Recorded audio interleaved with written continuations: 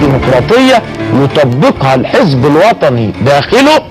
والله العظيم وأقسم بالله الذي خلقني وأنا مش منافق ولا هجاص، لأن هناك وزراء لابد أن نقدم لهم الأوسمة والنياشين على ما يفعلوه ويقدموه ويقيموه من أجل مصر. بيشارك في كتابة أوراق السياسات سياسات الخيبة والنيبة والثورة هي اللي ودت البلد في مصيبة.